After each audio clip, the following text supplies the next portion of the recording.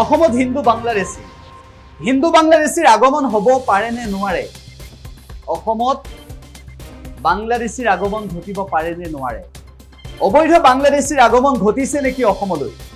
এইবোৰ প্ৰশ্ন এইকেইটা দিনত অসমত শুনিবলৈ পোৱা গৈছে এইকেইটা প্ৰশ্ন এইকেইটা দিনত অসমত বিশেষভাৱে চৰ্চিত হৈছে আজিৰ তাৰিখৰ বিচাৰ্যৰ বিষয়টো হৈছে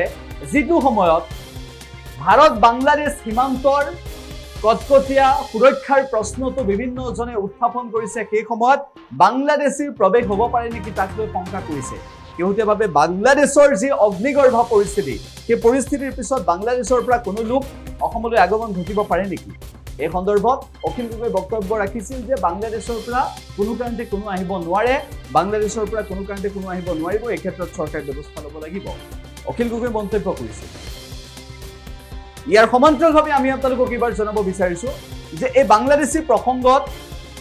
ৰাজনৈতিক দলৰ নেতাসকলে আন মন্তব্য ৰাখিছে আন মন্তব্য কৰিছে ৰকিবুল হুছেইনো এই সন্দৰ্ভত শেহতীয়াভাৱে মুখ খুলিছে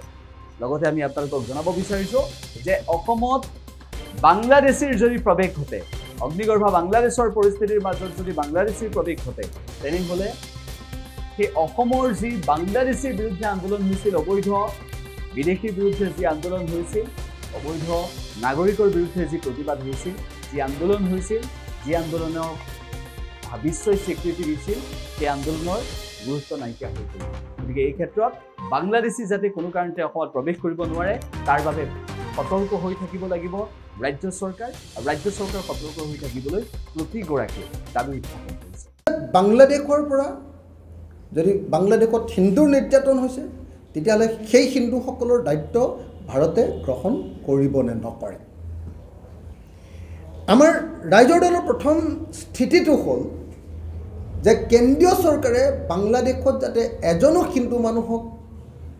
বাংলাদেশৰ ইণ্টাৰিম গভৰ্ণমেণ্টে যাতে নিৰ্যাতন কৰিব নোৱাৰে আন্দোলনকাৰীয়ে যাতে নিৰ্যাতন কৰিব নোৱাৰে আৰু তেওঁলোকক যাতে নিৰাপত্তা প্ৰদান কৰা হয় আৰু তেওঁলোকক তাতেই থাকিবৰ কাৰণে 1 কোটি বা 1.5 কোটি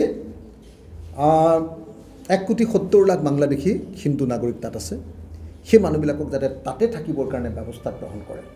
তাত যাতে কোনো পধ্যে নিৰ্যাতন নকৰে আৰু তেওঁলোকৰ নিৰ্যাতনৰ কাৰণে যাতে তেওঁলোক পলাই আহিবলগীয়া পৰিস্থিতি নহয় সেই কূটনৈতিক ব্যৱস্থা গ্ৰহণ কৰাটো কেন্দ্ৰীয় চৰকাৰৰ দায়িত্ব কেন্দ্ৰীয় চৰকাৰে ইচ্ছা কৰিলে বাংলাদেশক এটা ধমকি দিলে সেই কাম সম্ভৱ হ'ব পাৰে সেইকাৰণে এই মুহূৰ্তত আমি কেন্দ্ৰীয় চৰকাৰক ভাৰতৰ কেন্দ্ৰীয় চৰকাৰক নৰেন্দ্ৰ মোদী চৰকাৰক আহ্বান জনাইছোঁ যদি আপোনালোক সঁচাকৈ হিন্দুৰ প্ৰতি দায়বদ্ধ